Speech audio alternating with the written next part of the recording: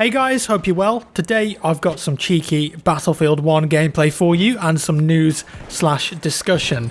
This was a really nice round on Soissons using the Gewehr 95 infantry, my favourite I reckon on the scout class. If your aim is on point, you can just go ham with this thing, and surprisingly this match I wasn't being killed repeatedly by planes, which makes a nice change on this map, as that's usually the case. Loads of stuff to cover today, so let's get stuck in. Battlefest is coming up apparently. On March 30th, the description reads as follows: keep your eyes open, we'll unleash the DICE 25th anniversary Battlefest filled with giveaways, missions and a few surprises for our fans. No idea what those surprises are, but it's always fun to speculate. And also a few DICE developers that I follow on Twitter have highlighted that a few surprises part, so could be something big coming, who knows.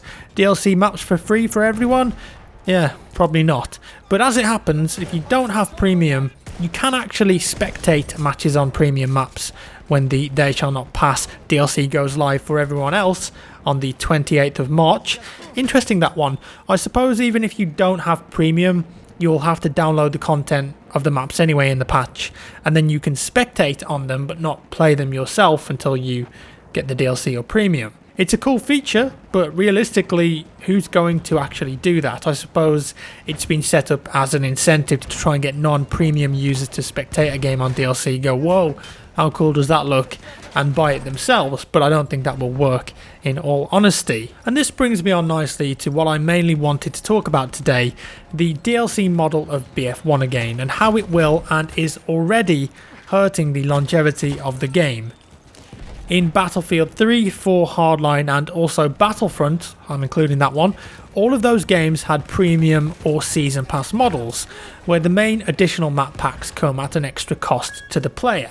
Now in my experience, I've played a lot of those games, and across all of them, the DLC was popular for roughly a month after launch, and then it just gets really hard to find active quick play games or servers running those DLC maps. And that's a really big shame, because a lot of those maps in the DLC packs are usually very good and offer something different than the vanilla game, and also have unique game modes in them that you don't get in the vanilla game, and you miss out on them after a while. In BF1 already, 2 weeks after They Shall Not Pass has launched on PC for premium members, I'm having problems finding quick play games and servers which are populated running the DLC. It's not like I can't find a game at all. Eventually, if I wait long enough or skim through the server browser, right now, yeah, I can find a game. Sometimes I go straight into a game when I hit quick play, but other times on operations, in particular on the new DLC already, it happens quite frequently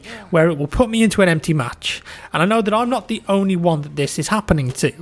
I find tweets about this, posts on Reddit quite frequently, with this happening to other players. It could be a problem with the matchmaker, yes, but I think it's primarily down to player population, and it's just another early warning sign, the fact that DLC Battlefield maps are still not free for all users, and I think that's ridiculous and a big shame. I quite like the maps in the They Shall Not Pass DLC. I think they're good, varied maps. Fort Vaux and Verdun, particular favourites of mine being infantry only, and with how it's going at the moment, a month after release, I bet that I won't be able to find games on those maps soon. The same thing happened in BF4, Hardline and Battlefront with all of the DLCs. Not so much in BF3, because I think more people bought into the premium model back then, and each DLC there definitely had its own theme and draw for the players. But it feels like with BF1, DICE and EA are repeating mistakes of the past here, splitting the community up 5 months after launch and stifling the longevity of the game. And we've called for this so much as a community, free maps in DLC packs, and it's something that I've personally championed quite hard behind the scenes, but we never seem to get it. And charging for those maps does nothing good for the overall player base. Other modern shooters have free maps across the board now. Halo 5, Titanfall 2, Rainbow Six Siege, and there's loads of other smaller shooters that do free maps. And they monetize in other ways with guns, skins, accessories, customizations, flair, etc. And it works for those games. So why can't it work for Battlefield? Well, I think it's time that Battlefield dropped the paid DLC map model and gave their games time to breathe in the long term. Look at BF4 as an example here. Eventually, DICE released 3 free maps for the game 2 to 3 years after release. The Zavod Graveyard Shift, Operation Outbreak and Dragon Valley. they also released free weapon packs and assignments to complete, and because of that, the game had a massive resurgence, and there was still roughly 100,000 users every day across all platforms playing it still 3 years after release. Those free maps and content really helped to inject life back into the game. And now look at BF1. 5 months after the release, the first DLC is just out for premium users, and there's forum posts, videos, tweets, people saying they're bored of the game already, there's not enough content, and they've stopped playing. But imagine instead that the They Shall Not Pass maps come out for free for everyone, and that's a big resurgence of players right there back to the game in an instant, and 4 new maps in the overall map pool that everyone can quick play and matchmake into forever. You're going to retain that player base and also bring people back that stopped playing the game, not just those that are fortunate enough to be able to afford a premium pass and then play the DLC for 2 weeks, log off again until the next one, because that's how it's going to be with BF1. It just baffles me. By no means is the game dead. You can look at a third-party stats website for BF1, bf1stats.com, and across all 3 platforms, today for example, it has nearly 263,000 people online currently on a Sunday. Is that a good number? I don't know. I think it's a good number, but the point is, it could be better, and I'm still having problems quick playing into matches. That's the reality of my BF1 experience on PC.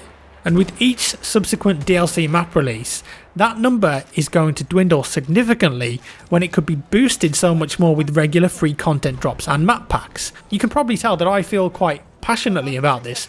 I love the Battlefield franchise, and I think that DICE are still going in the wrong direction with this and should be pushing harder for free DLC maps. If they did DLC maps for free, it's another draw as well for more players to buy the base game.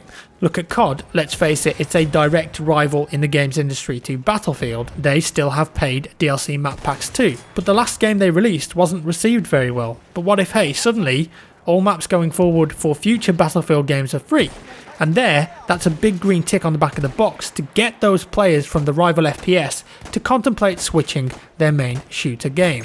Now, it's dead easy for me to sit here and say all of this, of course, that all Battlefield maps should be free. And it's still a no-brainer to me that it should be this way, for the sake of the game and the player base. But the reality is that building Battlefield maps costs time and money. Yeah, that's true. But DICE and EA have some of the smartest devs and marketing people working there. There's already a plethora of ways that they could monetize in other ways, and I'm sure that they could come up with so much more too. The potential is there to do this, it's just not being acted upon in my opinion. Is it too late for BF1 free main DLC map packs? Like, are we going to see In the Name of the Tsar for free? Well, they've already sold premium with the guise that it includes the maps in the value of it, so it's highly unlikely that DLC maps will be free for everyone until maybe right before the next Battlefield game comes out and they release them all for free just like they did with BF4.